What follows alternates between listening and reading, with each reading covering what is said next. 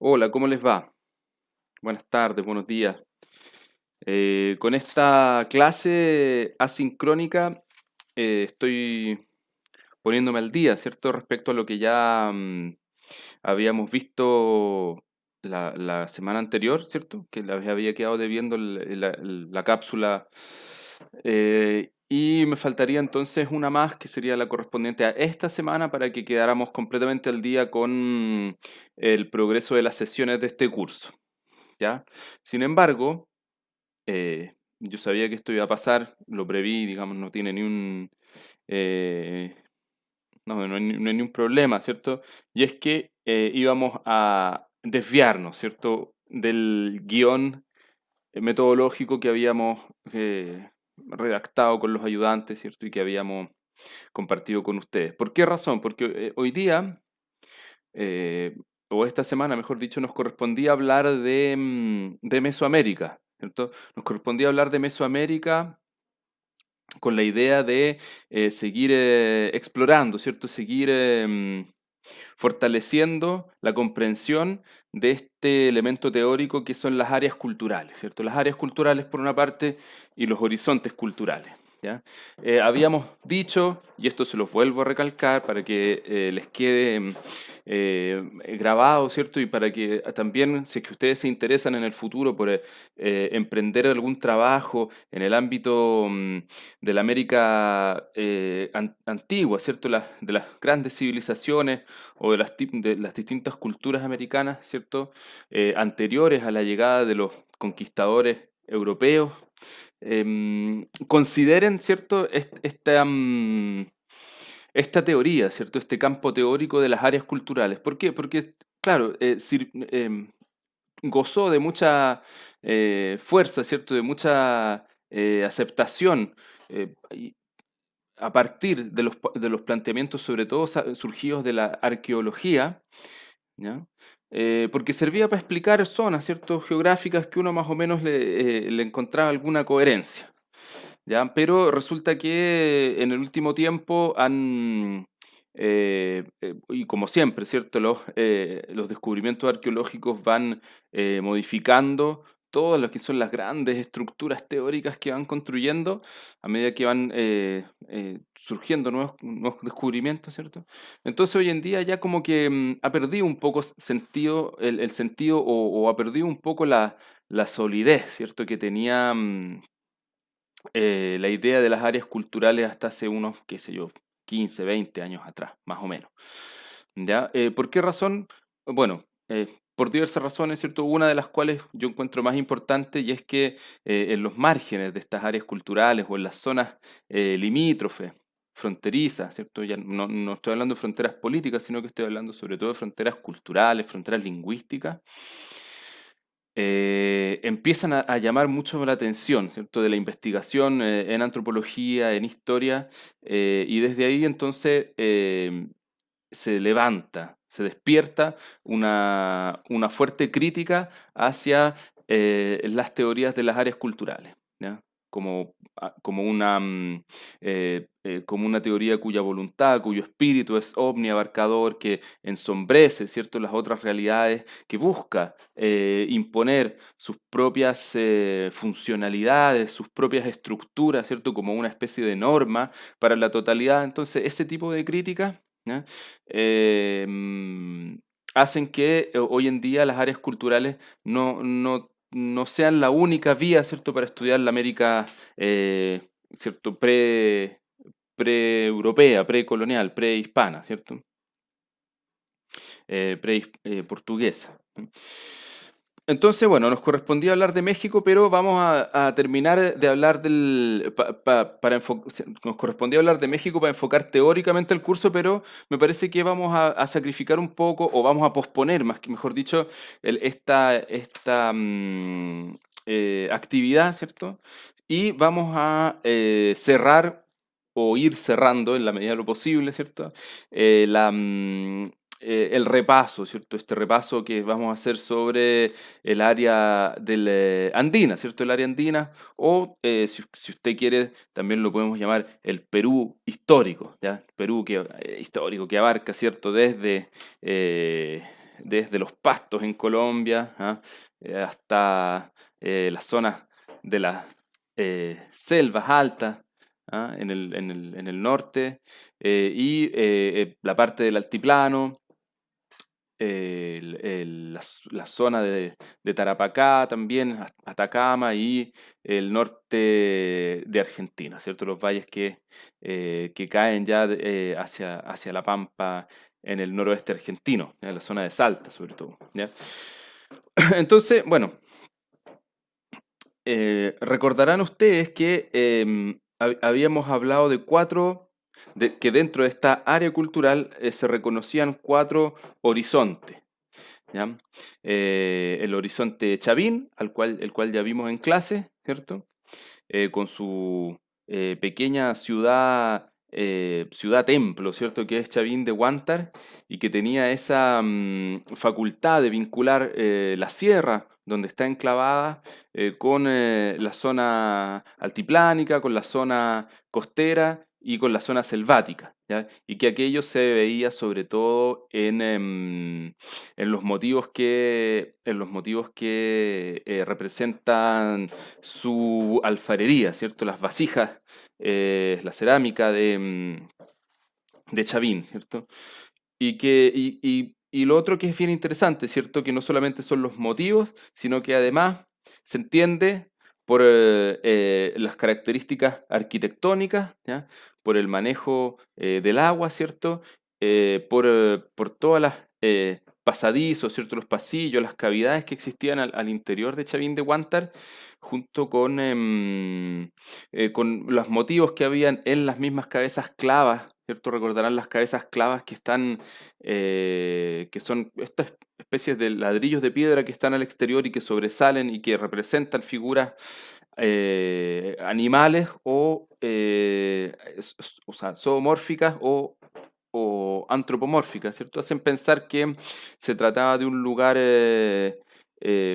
fuertemente volcado hacia la religión y la espiritualidad y la vinculación de nuestro mundo con lo sobrenatural. ¿Ya? Ese era como el primer horizonte. Pueden revisar el video de la clase anterior para recordarlo, ¿cierto? Y recuerdo que introdujimos, ¿cierto? O señalamos que podía, o que luego, ¿cierto? Del declive de Chavín, existían otros tres horizontes. Dos que son más o menos contemporáneos, ¿ya? Aquí existiría una suerte de división geográfica, ¿ya? Una división territorial entre el horizonte Tiwanaku, por una parte, que es la zona del Titicaca, ¿cierto? Y el horizonte Wari también, ya que agarra toda la zona norte del Perú actualmente. ¿Ya? Yo creo que este video lo voy a subir junto con el PowerPoint, ¿ya? Para que nos quede ahí más clara la idea, ¿cierto? Bueno, el, el- la idea, ¿cierto? O lo que yo les traté de expresar en un principio y que me parecía provenía de las discusiones de los antropólogos y científicos que eran socialistas, ¿cierto? Por decirlo de alguna manera sencilla, ¿cierto? Eran socialistas, no solamente eran socialistas, y que no tendrían en sí mismos ninguna importancia, ¿cierto? Sino lo importante era que estaban muy imbuidos en las teorías científicas, ¿ah? O de ciencia política que se discutían en los círculos marxistas, ¿ya? Cuando digo esto, no quiero, insisto, yo creo que se los dije en la clase pasada, no quiero que consideren que yo me hallo induciéndolos a pensar de una determinada manera o adoctrinándolos de alguna determinada manera, no, en realidad no es mi afán, no es mi espíritu, solamente les quiero decir que dentro de los historiadores, ya dentro de los antropólogos que mayores aportes hicieron a la teorización de la historia y de la política, del área cultural andina estaban aquellos que reflexionaban dentro de los esquemas del materialismo histórico, ¿cierto? Que es propio del marxismo. ¿Ya? No sé si lo habré expresado de la mejor manera. ¿Ya? Esto, ¿cierto? No solamente ocurría entre los que investigaban el Perú, ¿cierto? También existían entre los que investigaban otras regiones del mundo. ¿Ya? Es más, este es el periodo en el cual se discute fuertemente un concepto teórico que se conoce como el modo de producción asiático. ¿Ya? Bueno, el tema de asiático es porque lo descubrieron allá y desde allá empezaron a moldarlo a otras circunstancias, ¿cierto? Hay un científico que se llama Kautsky, ¿cierto? Y que señala que es muy interesante como dice, bueno, lo que ocurre es que en Asia existen poblamientos, ¿cierto? Aldeas que están no necesariamente conectadas las unas con las otras, ¿ya? Y que son susceptibles de hacerse la guerra, ¿ya? Entonces ellos ceden voluntariamente la soberanía a alguna entidad superior, ¿cierto? En este caso los imperios, ¿cierto? Em, que les proporcione, que les garantice la defensa, ¿ya? Pero eh, la defensa no está sola, ¿cierto? No está acompañada. Si yo le proporciono a usted la defensa, ¿cierto? Exclusivamente no es mucho más el aporte que le estoy entregando, ¿ya? Son tres los elementos, ¿ya? Además de la defensa, ¿cierto? Está las obras públicas. Las obras públicas sobre todo son los caminos y los puentes, ¿ya? Y un tercer elemento que es el manejo del agua, el control del agua, ¿ya? O sea, la construcción de canales de regadío, ¿cierto? De muros de contención. Entonces, ese tipo de tareas, ¿cierto? Que alguna entidad política se plantea, ¿ya? Garantiza que estas pequeñas aldeas que viven más o menos aisladas las unas de las otras y que en cualquier momento están sujetas o inclinadas a hacerse la guerra entre ellas, ¿cierto? Para evitar eso, ceden su soberanía al imperio, ¿cierto? O a alguna otra entidad que les garantice defensa, obras públicas y el control del agua, ¿cierto? Bueno, esto creo yo, sobre todo el tema del agua, lo vamos a desarrollar con más fuerza cuando veamos las ciudades mayas, ¿ya? Las ciudades mayas que tenían, sobre todo en lo que está hoy en día en Guatemala, ¿cierto? Sobre todo en el territorio guatemalteco, se han ido descubriendo, esto ocurre mucho en México, ocurre también en Perú, que se encuentra un sitio arqueológico, se empieza a excavar y después se dan cuenta que debajo hay un horizonte más antiguo, ¿cierto? De estas ruinas que ya se habían explorado, ¿ya? Entonces ahí van sacando capas de tierra y sacando capas de tierra y desenterrando horizontes y vamos descubriendo que los primeros, ¿cierto? Que construyeron, ¿ah? O dentro de los primeros esquemas arquitectónicos se relacionan con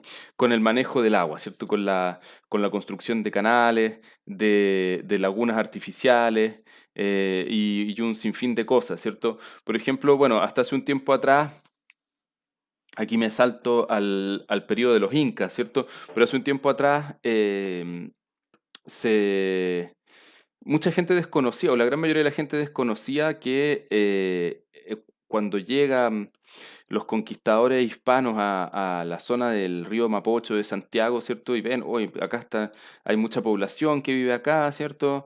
Están los mejores suelos, ¿cierto? Tienen unas estupendas cementeras, ¿ya? Cosa de ver las cartas de Pedro de Valdivia. Uno piensa, claro, aquí en verdad este tipo de cosas se dan de manera natural, pero no es así, pues, no es así para nada.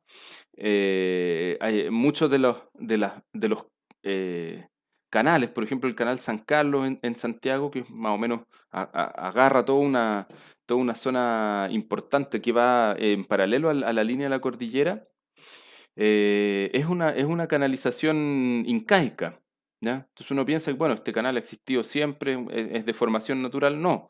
¿ya? O en una zona que tiene un suelo bastante fértil e irrigado, que es la zona de El Salto, en el norte de la ciudad de Santiago, también esos son pastos irrigados a través de técnicas de intervención en los cursos fluviales, ¿ya? Propias del Imperio Incaico. Entonces, ahí uno va aprendiendo, ¿cierto?, que el manejo del agua, sí, no es muy fácil, ¿cierto? Tampoco es que, bueno, no es muy fácil. Son solamente obras de ingeniería, ¿ya? Normalmente cuando uno habla de obras de ingeniería, habla de grandes prodigios, ¿cierto? De grandes muestras de qué sé yo, la acción o el trabajo humano, qué sé yo, etcétera, etcétera, ¿ya? Dentro de eso, ustedes recordarán que yo les anuncié que, por ejemplo, para hablar de Tiwanaku, ¿cierto? En el Tiwanaku, estamos hablando del horizonte Wari y el horizonte Tiwanaku, más o menos, estos irían desde el año 200 sí, 200 antes de Cristo hasta el año 1000 después de Cristo, en el caso de Tiwanaku, y en el caso Wari sería del 600 después del Cristo al 1100 después de Cristo. ¿Ya? Perdónenme que ocupe esas fechas, pero a mí me permiten ubicarme mejor, ¿cierto? Las que ocupan los paleontólogos y los arqueólogos que hablan de antes de nuestra era, pero después de nuestra era, entonces yo medio me confundo, ¿ya? Pero eso sería, por eso digo que son más o menos contemporáneos. El Tiwanaku nace un poco anteriormente, ¿cierto? Y Wari se desarrolla el tiempo después, ¿ya? Les hablaba yo entonces que en el horizonte o en el altiplano, ¿cierto? Cerca de la zona. Tiwanaku también recuerden que es sinónimo de Circum Titicaca. Ya cuando yo hablo de Tiwanaku, ustedes inmediatamente tienen que desplazar su imaginación, ¿cierto? Su pensamiento hacia el Titicaca. ¿Ya? Es donde encuentran y donde se encontraron tardíamente formas agrícolas o técnicas agrícolas que se conocen como los camellones. ¿Ya? Los camellones son, como les decía yo, surcos, ¿ya? En la tierra, surcos bien profundos, ¿ya? Qué sé yo, 30, 40 centímetros, que se llenan de agua, ¿ya? Se llenan de agua y están estos surcos dibujados, ¿cierto? O labrados en paralelo con espacios intermedios de tierra, ¿ya? La idea es que estos surcos se llenan de agua, ¿ya? Y en el día, con el sol del altiplano, ustedes saben que en el altiplano hace mucho frío, ¿cierto? Hay mucho viento, ¿cierto? Y hay condiciones complejas de temperatura, pero el sol pega muy fuerte, ¿ya? Entonces, las capas superficiales del agua se calientan en el día, ¿ya? Y en la noche, cuando baja la temperatura, se crea una especie de neblina muy densa y muy baja, ¿cierto? Que protege del frío a los cultivos y al mismo tiempo los mantiene irrigados, ¿ya? Esa es la técnica, es más o menos una explicación somera de lo que son las técnicas de los camellones, ¿ya? Por eso entonces se habla que la cultura tiwanaku, ¿cierto? O esta es una de las muestras, ¿cierto? De que la cultura tiwanaku tenía un manejo importante del agua, ¿cierto? El agua siempre asociado a la fertilidad de la tierra. Y al mismo tiempo también en esa época ya se consagran y se consolidan y se expanden para toda la zona de la sierra, las terrazas de cultivo. ¿Ya? Esas son las otras formas que aparecen en esta época, ¿ya? Las terrazas de cultivo. Y también los canales de regadío, los canales que son a veces, digamos, abiertos a ras de tierra, ¿cierto? O a veces son subterráneos, ¿ya? En las zonas más áridas del Perú histórico, insisto. Ahora cuando me refiero al Perú, si es que no lo puntualizo, no me estoy refiriendo a la República, al Estado-Nación, me estoy refiriendo al Perú histórico, ¿cierto? En las zonas más áridas del Perú, ustedes van a ver una especie de círculos concéntricos que desembocan en pozos, ¿ya? En pozos que a su vez están conectados con otros pozos similares, ¿ya? Y que a la larga permiten captar las aguas de estas lluvias intempestivas que a veces caen y permiten fertilizar, permiten irrigar los, las tierras destinadas al cultivo. ¿Ya? Espérame un segundito que voy a atender una situación y vuelvo.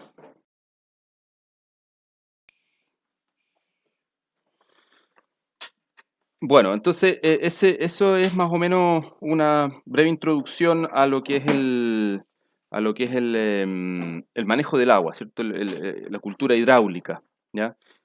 Vamos a darle también un cachito más de espesor cuando veamos cuando hagamos las clases sobre Tiwanaku, perdón, sobre el Tahuantinsuyo, ¿ah? Sobre el Imperio Inca.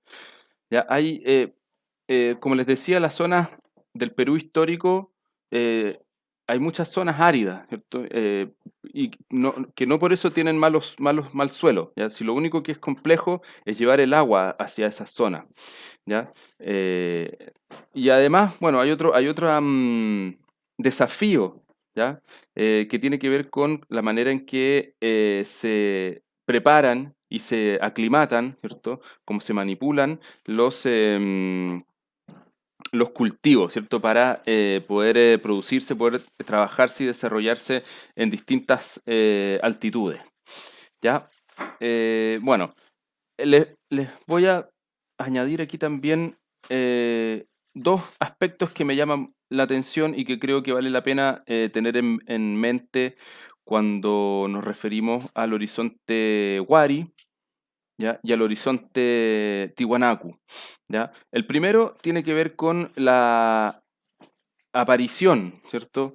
O la consolidación, mejor dicho, de lo que se conoce en quechua como Viracocha, ¿cierto? Viracocha sería una especie de dios creador, ¿cierto? De dios originario, ¿ya? Que va a ser uno de los grandes hitos, ¿cierto? Del panteón incaico, ¿ya? Pero que se supone que es originario de Tiwanaku, ¿ya? Es más, si ustedes se fijan en la Puerta del Sol, que es uno de los megalitos, de los monumentos importantes que existen en las ruinas de Tiwanaku, van a encontrar que justo sobre el dintel del portal aparece ahí una imagen de esta deidad, ¿ah? De cabeza cuadrada, ¿ya? Con dos báculos, ¿ya? Uno en cada mano, ¿ya? También se le conoce como el dios de los bastones, ¿cierto? O el dios de los báculos, ¿ya? Y esta debe ser una de las inscripciones más antiguas que existe de esta deidad Viracocha, ¿ya? Pero también existe en otras regiones, ¿cierto? Del área andina del Perú, representado, por ejemplo, en vasijas, ¿cierto? O incluso en estelas encontradas en el norte del Perú. Las estelas son, para que ustedes lo sepan, las estelas es el nombre que se les da a grandes superficies planas de piedra que llevan tallado alguna inscripción, algún jeroglífico, ¿cierto? Alguna representación figurativa, ¿ya? Y incluso recordarán ustedes que yo les he hablado hasta el cansancio de Chavín de Huántar. eh, Hace algún tiempo atrás a los arqueólogos se les ocurrió, ¿cierto? Hacer un mapa, ¿cierto? Hacer una especie de plano del tallado que tenía el lanzón de Chavín de Huántar, ¿ah? Que es una figura, como les decía, que tiene una punta, así, como un rombo, una especie de rombo, y al abrirlo se dieron cuenta que también se trataba de esta misma representación de cabeza cuadrada, ¿cierto? Con los bastones, ¿ya? Por lo tanto, claro, se dice que es originario de Tiwanaku, pero aquello está por verse, ¿ah? Frecuentemente puesto en duda, ¿ya? Bueno, respecto a Wari, lo que se puede decir también es que son, es un horizonte en el cual se consolidan las formas urbanas, ¿ya? De asentamiento del territorio y el control político de otros territorios, ¿ya? Tanto Tiwanaku como Wari, ¿cierto? Ambos horizontes tienen esa característica de subyugar, ¿cierto? De imponerse desde la perspectiva política, desde la perspectiva militar, obviamente, y económica, por sobre los reinos circundantes, ¿ya? Por ejemplo, de hecho se dice que Tiwanaku cae, sucumbe, su poder, ¿cierto? Así como sucumbe en todos los imperios, Tiwanaku sucumbe por una ofensiva, ¿cierto? Del reino, de uno de los reinos aymaras, ¿ya? O uno de de las etapas de los reinos aymaras, que llegan ahí desde la zona del Collao, ¿ya? En el caso de Wari, ¿cierto? Esto se puede ver como les decía, no solamente en las ciudades, centros políticos, normalmente son ciudades amuralladas, sino también en la preponderancia que empiezan a tener las armas, ¿cierto? Las armas de ataque y las armaduras en todo lo que es la indumentaria, claro, la indumentaria de los que se dedican a la guerra, ¿cierto? De los grandes señores también, y se empieza a apreciar también en la cerámica, ¿ya? La cerámica que no necesariamente uno dice, no, esto es cerámica Wari, no, no, lo que pasa es que son pueblos, ¿cierto? Son unidades políticas que que enfrentan, ¿cierto? La expansión, el expansionismo Wari y terminan tarde o temprano sucumbiéndose o llegando a formas de convivencia más o menos impuestas, ¿ya? A ver, en lo que es el norte de la República del Perú, hoy en día, se desarrolló uno, un, un reino, ¿cierto? Que es el reino del Moche, ¿ya? O Mochica, ¿ya? Como ustedes quieran llamarlo. Em, la, la- el- a ver, para que ustedes lo entiendan, ¿cierto? Estamos hablando de horizontes, ¿ah? Y estos horizontes son dominados, ¿cierto? Por una cultura, Wari, Tiwanaku, pero no, aquello no debe esconder la existencia de pequeños reinos, ¿ya? Insisto, ¿ya? Entonces esos reinos son normalmente conquistados o al menos se pretende conquistar, ¿ya? Dentro de esos reinos conquistados por Wari está el reino Moche, ¿cierto? O Mochica, ¿ya? Y que usted seguramente los conoce o los ha visto, o si no los ha visto, se los va a topar frecuentemente si se dedica a trabajar profesionalmente en historia por sus famosos jarros retratos, ¿ya? Que son, tal cual como su nombre lo dice, son retratos de personas, ¿ya? Que además son vasijas, ¿cierto? Son botellas de cerámica, ¿ya? Y son técnicas bien particulares y que se conoce muy poco de cómo fueron de este periodo, ¿ya? Y ahí empiezan a aparecer, no solamente en las vasijas, sino también en todo lo que son las figuras de piedra y de arcilla, se empieza a notar la aparición del guerrero, ¿ya? La aparición del guerrero, es decir, con escudo, con macana, ¿cierto? Con lanza, ¿ya? Entonces, el motivo bélico, ¿cierto? Empieza a aparecer mucho más frecuentemente en las formas de arte, ¿ya? Cuestión que estaba ausente, por ejemplo, en la cerámica Chavín, ¿ya? Estaba bien ausente. Uno de los descubrimientos importantes que se hizo hace algunos, qué sé yo, 25, 30 años, ahí tendría que precisarle la fecha, fue el descubrimiento de un sitio mortuorio, ¿ya? De uno de estos pequeños reinos que es el que se conoce como Zipán, ¿ya? Y los restos que se pillaron, ¿cierto? Eran del rey de Zipán, ¿cierto? Se conoce como el señor de Zipán. Usted lo puede buscar en internet, está lleno de documentales, ¿cierto? Incluso hicieron un museo ahí, ¿ya? Y contrataron a los huaqueros de esa zona, ¿cierto? Para que fuesen como los guías del museo, un proyecto bien llamativo, ¿cierto? Bien interesante. Si usted se fija, el señor de Zipán está ahí con todo su indumentaria, ¿cierto? Sus collares, sus joyas, ¿ya? Y al lado suyo enterraron, sacrificaron, obviamente, dos guerreros. Entonces él está escoltado por dos guerreros, ¿cierto? Igualmente con escudos, ¿cierto? Con todas las insignias, ¿ya? Y con las armas. ¿Ya? Entonces, bueno, esa explicación también, o este hallazgo, ¿cierto? También tributa, ¿cierto? O fortalece la hipótesis teórica que el horizonte Wari y el horizonte Tiwanaku eran expansivos y empieza a ser cada vez más importante el factor de las guerras. ¿Ya? Vamos a cerrar esta cápsula, esta clase, haciendo una última mención a la cerámica moche, ¿ya?